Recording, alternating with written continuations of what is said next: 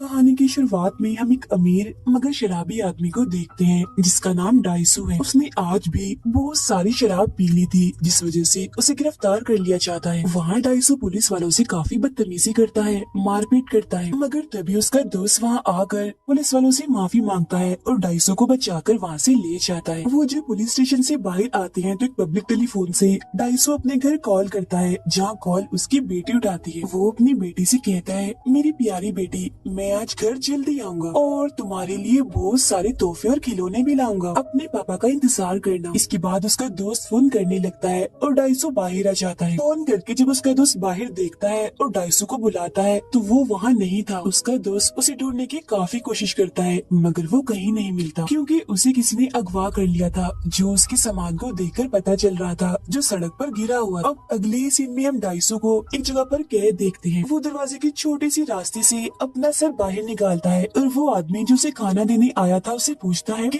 आखिर मैंने ऐसा क्या गुनाह किया है जो तुमने मुझे इस तरह से कैद किया हुआ है।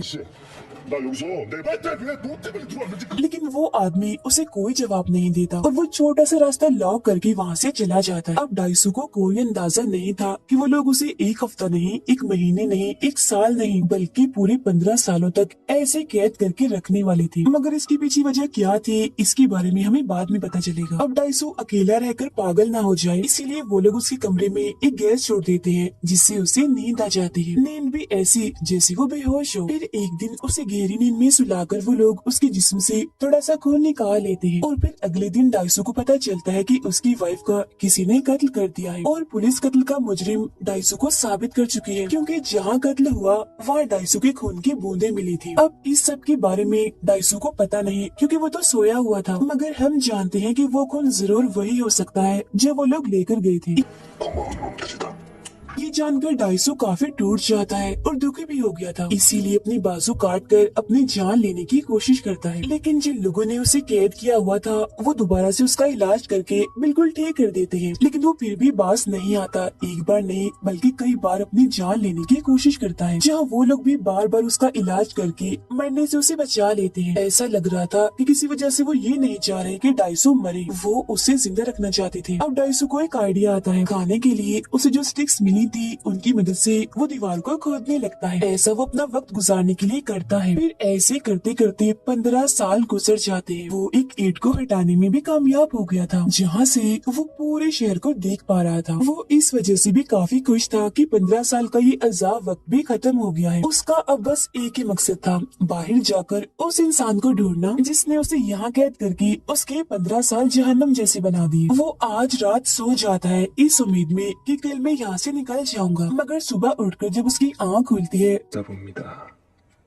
वो फौरन ही बड़ी अलग ही अंदाज से एक सूटकेस से बाहर निकलता है। और क्योंकि वो सूरज को 15 सालों के बाद देख रहा था, इसलिए सूरज की रोशनी वो बर्दाश्त नहीं कर पाता और उसे कुछ भी दिखाई नहीं दे रहा था। फिर जब वो नॉर्मल होता है तो उसी बिल्डिंग पर वो एक और आदमी को देखता है जो छत से कूदकर अपनी जान लेने वाला था। वो उस आदमी के पास जाकर अजीब तरह से उसे देखने और सूंघने लगता है, क्योंकि इतने वक्त के बाद उसने किसी इंसान को देखा था। डाइसू उसे अपनी सारी कहानी बताता है जो उसके साथ हुआ, ताकि उस आदमी के अंदर थोड़ा हौसला पैदा हो और जीने की चाहत उसके अंदर जग जाए और वो अपनी जान ना ले। जिसके बाद डाइसू वहाँ से चला जाता है, मगर हम देखते हैं कि उसके समझाने के बावजूद भी वो इंसान कूदकर अपनी जान ले ही लेता है। ये सब देखो से हैरानी नहीं होती, बल्कि वो मुस्कुराने लगता है और मन ही मन में कहता है कि कैसी अजीब बात है ना, जब हम खुश होते हैं, हंसते हैं तो पूरी दुनिया हमारे साथ हंसती है, मगर जब हम रोते हैं तो हमारे साथ कोई नहीं होता, हमें अकेला ही रोना पड़ता है। यहाँ उसे पता चलता है कि 2003 है और सब कुछ उसके लिए नया है। वो शीशे के बॉक्स के पास बैठकर मछलियों को बड़े गौर से देखने लगता है। इतनी ही देर में एक भिखारी उसके पास आता है, उसे एक मोबाइल कुछ पैसे देते हुए कहता है कि ये रखो, मगर इस बारे में मुझसे कुछ मत पूछना, क्योंकि मैं खुद नहीं जानता, बस ये तुम तक पहुंचाने का कहा था। जिसके बाद वो यहाँ से चला जाता है। इसके बाद डाइसू एक होटल में बैठा होता है, जहाँ तभी उसी मोबाइल पर किसी की कॉल आती है। वो जब उस कॉल को उठाता है तो पता चलता है कि कॉल पर वही आदमी है जिसने उसे इतने सालों तक कैद करके रखा हुआ था। वो आदमी इससे पूछता है, तुम्हें कैसा लग रहा है आजाद होकर? मगर डाइसू उसकी बात को नजरअंदाज करके बार बार उससे एक ही बात पूछता है कि आखिर तुमने मेरे साथ ऐसा क्यों किया? जिस पर वो अगवा करने वाला आदमी कहता है, तुम एक बार अपनी जिंदगी में झांको और फिर सोचो कि तुम कौन हो और तुमने अपनी जिंदगी में क्या क्या काम किए हैं। इतना बोलकर वो कॉल काट देता है। डाइसो काफी थक गया था तो वो बेहोश हो जाता है। फिर जब उसकी आंखें खुलती हैं तो वो अपने सामने एक कम उम्र लड़की को पाता है जिसका नाम मीडू है। वो इसी होटल में जॉब करती है। वो डाइसो की लिखी सारी डायरीज पढ़ने लगती है, जो बात डाइसो को बिल्कुल भी अच्छी नहीं लगती। वो फौरन उससे अपनी सारी डायरीज ले लेता है। फिर अगली सुबह वो अपनी खोई हुई बेटी को ढूंढने जाता है। उसे पता चलता है कि किसी ने उसकी बेटी को गोद ले लिया है और अब वो इस मुल्क में नहीं रहती। यहाँ डाइसो को उसकी वाइफ की याद भी आती है जिसकी कत्ल का इल्जाम उसी के सर पर है। वो फिर ये फैसला करता है कि मैं अपनी वाइफ की कब्र पर तब तक नहीं जाऊंगा जब तक मैं उसके कातिल को ढूंढ न लूं। फिर अब डाइसो अलग अलग होटल्स में जाता है क्योंकि उसे कहीं का भी जायका पसंद नहीं आता। वो उस होटल जैसा जायका ढूंढ रहा था जिसका खाना उसने तब खाया था जब वो कैद था। वो उसका जायका आज तक नहीं भूल पा रहा था। कई सारे होटल्स का खाना चखने के बाद वो उस होटल में पहुंच ही जाता है जिसका खाना उसने 15 सालों तक खाया था। खाना पहुंचाने वाले का पीछे करते हुए वो वहीं पहुंच जाता है जहां उसे कैद किया हुआ था। यहाँ पर और भी बहुत सारे लोगों को अलग अलग कमरों में कैद किया हुआ था। यह किस्म की जेल थी। डाइसो जेल के मैनेजर को पकड़ लेता है। वो उसके मुंह में कपड़ा ठोस कर उसके पूरे जिस्म पर टेप्स लगाकर बांध लेता है और उससे बस एक ही सवाल वो पूछता है कि तुम्हें ऐसा करने के लिए किसने पैसे दिए थे, जिस पर वो मना कर देता है कि मैं इस बारे में कुछ नहीं जानता। अब डाइसो एक एक करके उसके 15 दांत तोड़ देता है और बड़ी बेरहमी से उन्हें बाहर भी निकाल लेता है। और तो और वो यहाँ पर काम करने वाले लोगों को भी बहुत मारता है, मगर वो लोग काफी ज्यादा थे तो वो खुद भी काफी जख्मी हो गया था। वो फिर अधमरी हालत में खून में लथपथ बाहर आता है और फौरन गिर जाता है, जहाँ तभी एक आदमी उसकी मदद करता है और फौरन उसे गाड़ी में बिठाता है। हैरत ये थी कि वो डाइसो को उसका नाम लेकर बुला रहा था, जिससे डाइसो को उस पर शक हो जाता है, मगर उसमें इतनी हिम्मत नहीं थी कि उसका पीछा करता। डाइसो को जब होश आती है तो वो अपने सामने मीडू को पाता है जिसने उसके सारे जख्मों को सीकर बिल्कुल ठीक कर दिया था। वो अपने साथ कुछ ऑडियो टेप्स भी लाया था जिन्हें एक एक करके वो सुनने लगता है। यहाँ उसे सिर्फ एक ही बात पता चलती है और वो ये कि जिस आदमी ने भी उसे अगवा करके कैद किया था उसे डाइसो से बस एक ही शिकायत थी कि वो बोलता बहुत है और उसकी जुबान बहुत चलती है। इसके बाद वो अपने उसी दोस्त के पास जाता है जिससे 15 साल पहले वो अलग हो गया था, जो उसे पुलिस से आजाद करके लाया था। जैसे वो डाइसो को देखता है उसे गले से लगा लेता है। वो काफी जज्बाती हो गया था इसीलिए रोने लगता है। डाइसो अपने दोस्त के कंप्यूटर में अपनी आईडी लगाता है जिसे चेक करने पर उसे पता चलता है कि उसके ऊपर जो केस चल रहा है अपनी वाइफ के कत्ल का, वो कल पूरी तरह से खत्म हो जाएगा, जिसका मतलब था कि डाइसो अब पूरी तरह से आजाद होने वाला है। उसके दोस्त उसे कहता है तुम्हें अपनों में से ही किसी को या जो तुम्हारे आस पास है उनमें से ही किसी को ढूंढना चाहिए, क्योंकि इन्हीं में से कोई एक है जो तुम्हारे साथ ही सब कर रहा है। ये सुन डाइसो को उसी लड़की मीडू पर शक होता है क्योंकि उसने बगैर किसी वजह से डाइसो की मदद की थी। वो मीडू को पकड़कर उसे बांध देता है और काफी मारकर उसे पूछताछ करने लगता है, मगर तभी उसके पास उसके दोस्त की कॉल आती है जो बताता है कि मैंने उस अगवा करने वाले की आईडी को चेक करके ये पता लगवा लिया है कि वो कहाँ रहता है, मतलब जो उसका ठिकाना है। अब यहाँ हैरत ये थी कि वो पता कहीं और का नहीं बल्कि डाइसो के सामने वाले बिल्डिंग का था। वो फौरन उस बिल्डिंग में जाता है जहाँ उसे वही आदमी मिलता है जिसने जख्मी हालत में उसकी मदद की थी, जो उसे उसका नाम लेकर बुला रहा था। यहाँ हमें इस आदमी का नाम पता चलता है, इसका नाम वोजिन होता है। वो डाइसो को देखकर मजाकिया उस पर हंसने लगता है, जो देखकर डाइसो को गुस्सा आ गया था और वो फौरन आकर उसे गले से पकड़ लेता है, जिस पर वो डाइसो से कहता है अगर तुम चाहो तो मुझे मार सकते हो। वो फिर उसे अपना सीना दिखाता है जिस पर टांगों के निशान थे और कहता है कि मेरे अंदर एक चिप डिवाइस है और ये देखो रिमोट भी है, अगर मैं चाहूँ तो रिमोट दबाकर भी खुद को मार सकता हूँ। तो मौत से मरने से तो मुझे डर नहीं लगता। और हाँ, अब तुम जान ही गई हो कि मैंने तुम्हें वहाँ कैद किया था, तो अब ध्यान से मेरी बात सुन लो। तुम्हारे पास मजीद 5 दिन है। अगर तुमने पता लगवा लिया कि मैंने तुम्हें 15 सालों तक कैद क्यों रखा था तो मैं खुद को मार लूंगा, लेकिन अगर तुम पता ना लगवा सके तो मैं मीडू को मार दूंगा, यानी उस लड़की को। इतना कहकर वो यहाँ से चला जाता है। डाइसो भी अब उसे कुछ नहीं कहता और जाने देता है, क्योंकि वो भी जानना चाहता था कि आखिर मैंने ऐसा क्या किया जो मुझे इतनी बड़ी सजा मिली। अब जब डाइसो मीडू के पास आता है तो देखता है कि जेल के मैनेजर और उसके लोगों ने मीडू को पकड़ा हुआ है और उसे बंदी बनाया हुआ है। वो अब डाइसो को भी पकड़ लेता है।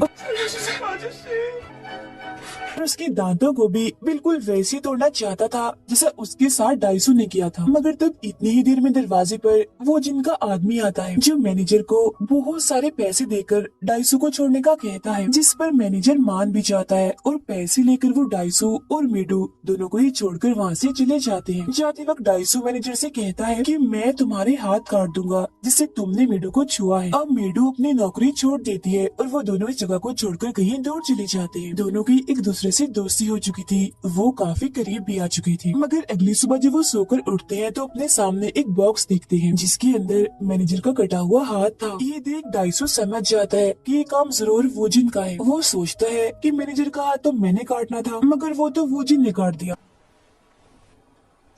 आखिर उसे ये हाथ काटने वाली बात कैसे पता चली? उसे यहाँ पर शक हो जाता है कि जरूर किसी तरह वूजिन ने हम पर नजर रखी हुई है। इसीलिए वो बिजली की एक दुकान पर जाता है और अपने कपड़े जूते सारी चीजें चेक करवाता है। तब उसे पता चलता है कि उसके जूते में एक चिप लगी हुई थी जिसकी मदद से वूजिन उनकी सारी बातें सुन रहा था और उन पर नजर रखी हुई। फिर डाइसो जब रिसर्च करता है तो उसे एक स्कूल के बारे में पता चलता है। ये वो स्कूल था जिसमें वो पढ़ता था। वो स्कूल में जाकर छानबीन करने लगता है जहाँ उसे एक लड़की के बारे में पता चलता है मगर उसकी तस्वीरें वहाँ से हटा दी गई थी। तब डाइसो अपने दोस्त को कॉल करके पूछता है, क्या तुम इस लड़की के बारे में जानते हो? जिस पर उसका दोस्त कहता है कि हाँ, ये तुम्हारी क्लास में तो पढ़ा करती थी मगर एक दिन उसने नदी में कूदकर अपनी जान ले ली। और ये लड़की पूरे स्कूल में बदनाम थी क्योंकि लोगों का कहना था कि वो अच्छी लड़की नहीं है, उसने गलत ताल्लुक बनाए हुए हैं। अब यहाँ साइड में ही अपने सिस्टम पर वो जिन भी बैठा हुआ था। उस लड़की के बारे में ये सारी बातें सुनकर उसे बहुत बुरा लगता है। इसीलिए वो डाइसो के दोस्त के पास जाकर उसे इतना पीटता है कि जान से ही मार डालता है।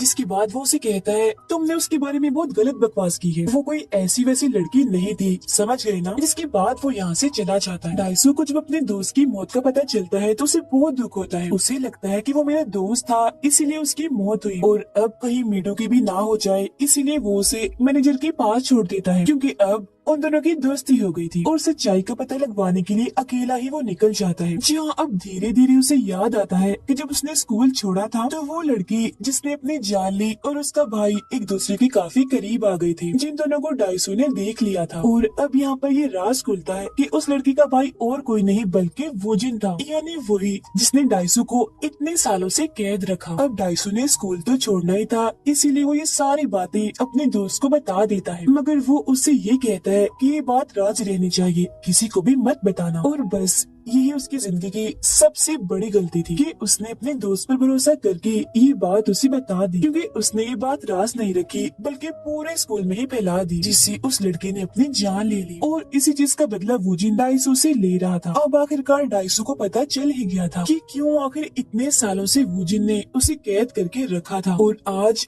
5 दिन भी पूरे हो गए थे जो वूजिन ने उसे दिए थे जब उसे सच्चाई का पता लगवाना था। वो वूजिन के पास जाता है, कहता है, मैंने सच्चाई का पता लगवा लिया है और अब तुम्हें अपने वादे के मुताबिक, अपनी कही बात के मुताबिक मरना होगा। और तुम कितने बुरे और घटिया इंसान हो, अपनी बहन को भी नहीं छोड़ा। इससे भी बढ़कर ये कि तुमने खुद ही उसकी जान ले ली ताकि किसी को भी तुम्हारी नाजायज ताल्लुकात का पता न चले, और इसे नाम दे दिया खुदकुशी का। उसकी ये सारी बातें सुनकर वूजिन हंसने लगता है, कहता है, हाँ हाँ, मैं ये चाहता तो था कि ये बात किसी को पता ना चले, मगर जहाँ तुम जैसे पागल इंसान होते हैं वहाँ ऐसा कहाँ होता है। राज राज नहीं रहते, सिर्फ तुम्हारे मुंह खोलने की वजह से ये बात सबको पता चल गई। मेरी बहन ने सबके दबाव में आकर अपनी जान ले ली। और हाँ, तुम्हें एक मजे की बात बताऊं, मैंने तुम्हें और मीडू को हिप्नोटाइज किया था, मतलब कि तुम्हारे दिमागों को कुछ वक्त के लिए अपने कंट्रोल में कर लिया था। इसीलिए जागने के बाद तुम सब कुछ बिल्कुल वैसा ही कर रहे थे जैसे तुम्हें करने को कहा गया था। मतलब कि तुम और मीडू जो एक दूसरे के करीब आए वक्त गुजारा, वो बस कुछ देर का था जो हमने करवाया।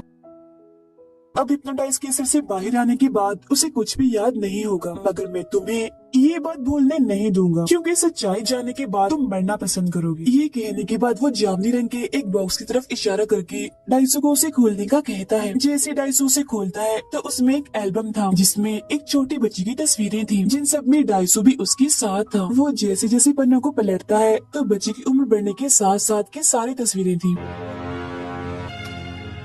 और सबसे आखिरी तस्वीर थी मीडू की। जी हाँ, बिल्कुल मीडू की। इसका मतलब ये था कि मीडू और कोई नहीं बल्कि डाइसू का अपना ही खून है। वो उसकी बेटी ही है जिसे अब वो प्यार करता है और उसके करीब भी आ चुका है। ये जानकर उसे पहले तो धक्का लगता है, मगर फिर एक ही दम वो आग बगोला हो जाता है। गुस्से में आकर वो जिन पर हमला कर देता है, मगर वो जिनका गार्ड उसे पकड़ लेता है और काफी बुरी तरह उठा कर वो उसे मारता है। वो उसे इतना मारता है कि अधमरा कर देता है, मगर इससे पहले वो उसे जान से मारता वो जिन अपने ही गार्ड को गोली से उड़ा देता है। अब वो जिन मैनेजर के पास कॉल करता है, जिससे हमें पता चलता है कि मैनेजर भी उसके साथ मिला हुआ है। उसके सामने मीडू थी, जिसके सामने भी बिल्कुल वैसा ही जामनी रंग का बॉक्स था, जिसे अब कुछ ही देर में खोलकर ये सारी सच्चाई मीडू को भी बतानी थी। डाइसू उससे बात करता है, कहता है चाहे कुछ भी हो जाए तुम प्लीज उस बॉक्स को मत खोलना। इसके बाद डाइसू गुस्से में वो जिन से कहता है कि अगर मीडू को इस बारे में पता चला तो मैं तुम्हारी जान ले लूंगा और तुम्हारे टुकड़े टुकड़े कर दूंगा। मगर अगले ही पल वो पूरी तरह से टूट जाता है और फूट फूट कर रोने लगता है और वो जिनके आगे गिड़गिड़ाने लगता है, झुक जाता है उसके आगे, कहता है कि मैं सारी जिंदगी तुम्हारा गुलाम बन के रहूंगा, लेकिन प्लीज मीडू को इस बारे में कुछ पता नहीं चलना चाहिए। अब उसकी ऐसी हालत देखकर वो जिनको उस पर तरस नहीं आता बल्कि वो उस पर हंसने लगता है। डाइसो यहाँ पर समझ जाता है कि मुझे क्या करना है जिससे वो ये राज छुपा लेगा। वो कैंची लेकर अपने ही हाथों से अपनी जुबान काट लेता है, जो बहुत ही दर्दनाक सीन होता है। ऐसा उसने इसलिए किया था क्योंकि उसकी जुबान ही थी जो वो जिनको बिल्कुल भी पसंद नहीं थी, क्योंकि सच में वो उसके कंट्रोल में भी नहीं थी। जिसके फौरन बाद वो जिन मैनेजर के पास कॉल करके उस इस बॉक्स को खोलने से मना कर देता है। वो उसे ऐसे छोड़ के जाने वाला था, मगर जाते जाते वो कहता है ओहो हो, सब तुम्हारे सामने आ गया है, अब तुम ही शर्मिंदगी में कैसे जियोगे, तुम्हें अब मर जाना चाहिए। ये कहकर वो यहाँ से चला जाता है, मगर तभी उसके चिप डिवाइस का रिमोट नीचे गिर जाता है। जो देख डाइसू फौरन उसे उठाकर उसका बटन दबा देता है ताकि वो जिन मर जाए, लेकिन वो जिन को इससे कुछ नहीं होता क्योंकि वो बस स्पीकर का एक रिमोट था और अब तक वो डाइसू को पागल बनाता आ रहा था। अब आज यहाँ वो जिन का बदला पूरा हो गया था। वो उस दिन को याद करता है जब उसकी बहन ने अपनी जान ली थी नदी में कूदकर। वो काफी दुखी होकर रोने लगता है और क्योंकि उसके जीने का अब कोई मकसद नहीं था, इसीलिए खुद को गोली मारकर वो अपनी जान ले लेता है।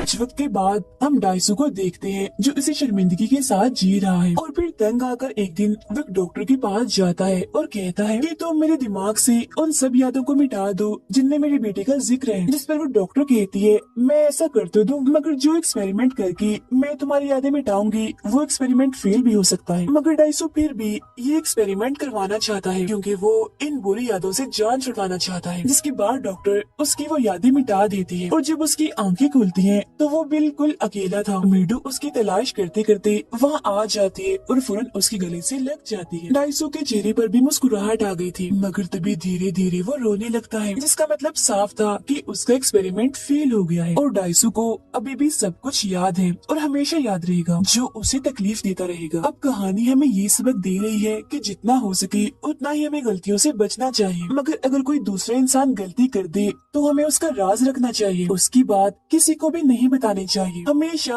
अपने दिल में दफन कर लेनी चाहिए, क्योंकि अगर जाने जाने में हमने उसकी बात किसी को बता दी तो हो सकता है कि उसकी हमें सजा भुगतनी पड़े। जैसा हमने दूसरों के साथ किया हो वैसा हमारे साथ ना हो जाए, जैसा कि डाइसू के साथ हुआ। इसीलिए हमेशा दूसरों की बातों को नजरअंदाज करना सीखें और अपनी जुबान पर जितना हो सके काबू रखें। और इसी मैसेज के साथ ही ये कहानी इधर ही खत्म हो जाती है।